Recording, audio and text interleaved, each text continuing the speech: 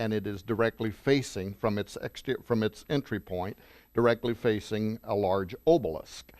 Now, it really is one of the most openly hidden secrets that's known by all occultists and alchemists and or people who are researchers and who have studied that kind of symbolism in the past, who know that that is a design that originated in ancient Egypt. A dome facing an obelisk. It comes from the myth of Osiris, the story of Osiris's evil brother Set murders him and chops him into 14 pieces and throws all the pieces into the Nile. And that was just very central to Egyptian belief.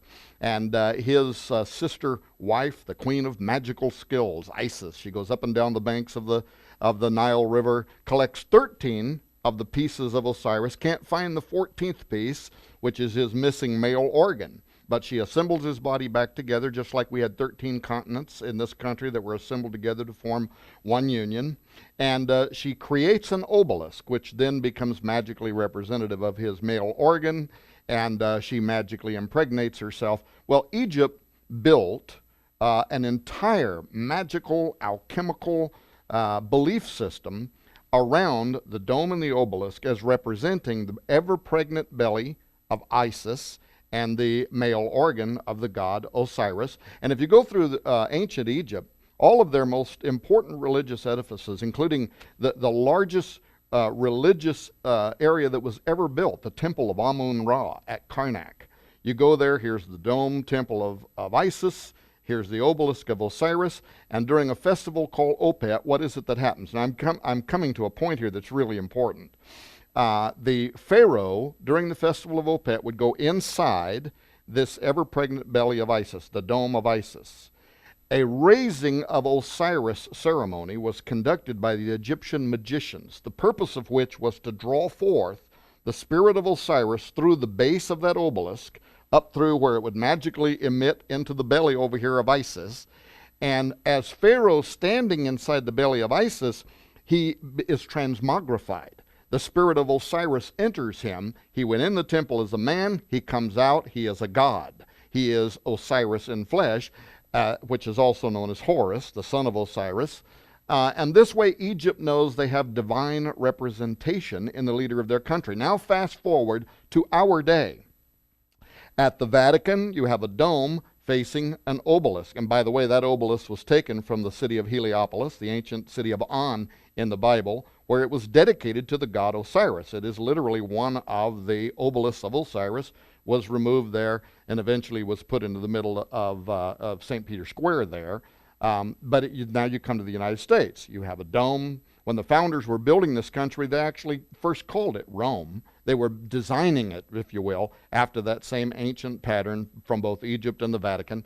And now, here's the point that's really important. When you talk about occultists and what they believe, and you look at Washington, the dome, and this giant obelisk known as the Washington Monument, the largest of its kind in the world, built by Freemasons in honor of George Washington. It's 6,666 inches high. It's 666 inches wide along each of the perimeters. It's based on a magic square. I mean, it's just a tremendous amount of occultism. But here's what I was told by a U.S. senator. I was doing his radio show. I won't name his name, but I can verify this.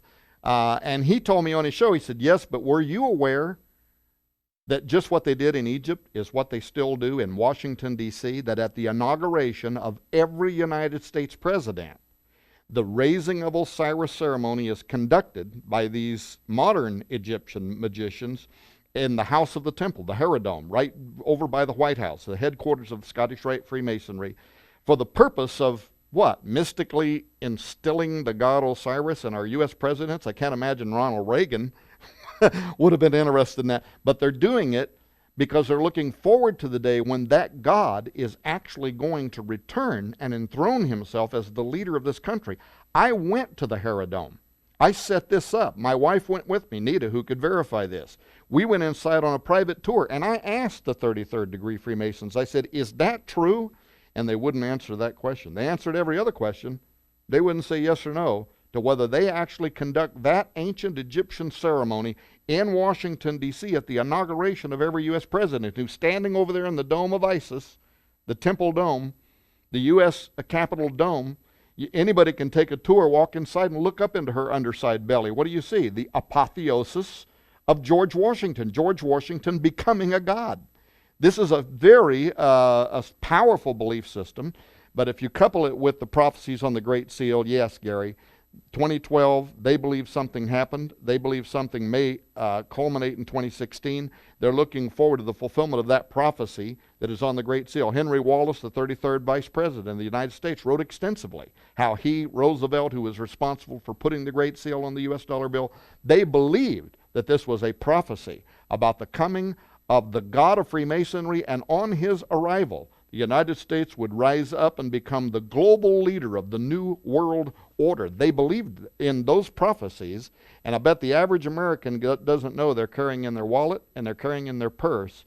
More often than they have the Bible on their person, they're carrying a prophecy about the coming of who we would call the Antichrist, because, as you know, Apollo, which is prophesied to come on the Great Seal, is the same spirit identified in the New Testament as the spirit that will fill the Antichrist, the man of sin. Wow.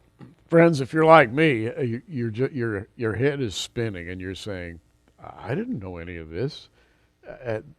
Tom, by the way, that preceding monologue was probably the best condensation of these facts that I have ever heard in my life. And I'm sitting here and saying, read the book. Seen as 2016 takes what Tom just says and breaks it down, breaks it out into easily understood